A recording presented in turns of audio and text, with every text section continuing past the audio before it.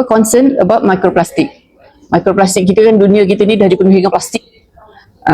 Sampai kita boleh jumpa kalau orang buat surgery, boleh jumpa microplastik dalam all kinds of organ kita kat dalam tu. Even the baby, fetus kan, ada microplastik. So microplastik ni kan dia boleh menjadi punca banyak penyakit sama sekarang, termasuklah ketubuhan sebut tu kan. Sebab apa? Microplastik ni dia menjadi salah satu punca kepada kacau kita punya hormonal disruptor. So tapi sebab dunia ni dah dipenuhi dengan plastik, so macam mana kita nak buat? So antara benda-benda yang kita patut buat sebenarnya, nombor satu, siapa pakai botol plastik, minum air daripada botol plastik, so avoid, sila hentikan yang tu. That is the biggest scam in the world. Konon-konon macam air minum mineral water macam tu kan, tapi sebenarnya air tu sebenarnya air hidup, tapi because dia dah diletakkan dalam botol plastik, that the energy is gone already. Dia dah jadi dead water. Lepas tu duduk dekat shelf kat kedai tu kat berapa lama lagi, kita tak tahu berapa lama dia tapis, kononnya tapis, lepas tu kita minum pula. Memang ada banyak cerita, panjang lah kalau nak cerita. So stop your botol plastik. Tukarlah kepada stainless steel, tukar kepada apa lagi? Kaca. Dulu mak-mak pakai labu sayung. Sekarang mana pergi labu sayung kita? Macam tu.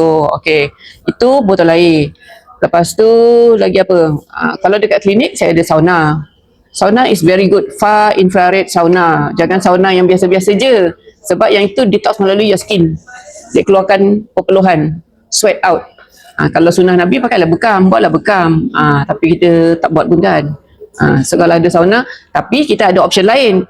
Kepada yang susah nak datang cari sauna tu, pakailah far infrared olahraga kita tu.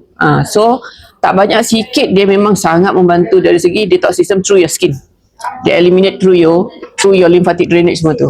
Okay, lepas tu kalau macam pakai baju, sekarang ni ada banyak baju yang macam polyester kan. So komponen-komponen tu adalah grade-grade dia. So choose wisely. Kalau you boleh cari yang lebih selamat, lebih bagus lah.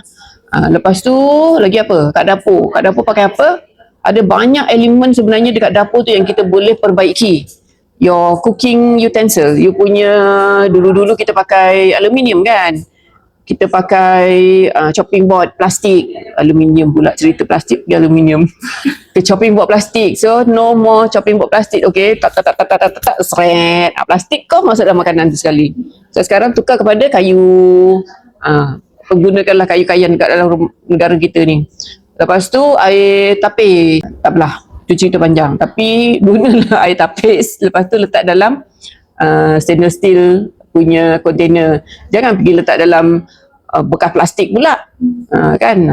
Tu menambahlah plastik. Guna glass container lah. Glass container ataupun stainless steel ataupun metal tu. Another thing, kena banyak makan fiber. Makan banyak serat untuk detox melalui usus. Kalau actually kalau dari segi fiber, kita ada spirulina. Spirulina tu maybe dia tak datang dalam bentuk fiber, tapi dia datang dalam bentuk dia boleh kilit heavy metal.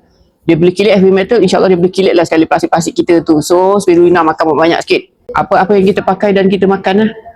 So dah, kita kan tak boleh nak avoid semua benda. Contoh katalah pergi makan, nak tapau, semua dalam plastik.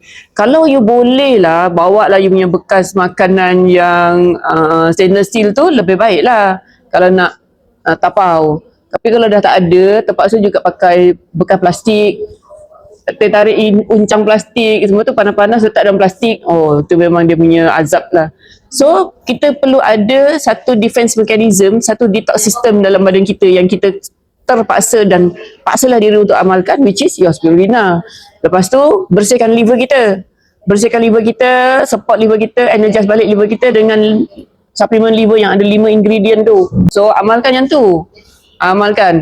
Ada orang kata makan untuk 3 bulan kan, detox 2 biji satu hari sekali. Tapi selepas tu janganlah berhenti. Memang kita tak akan boleh lari daripada benda-benda yang ada banyak toksin kan.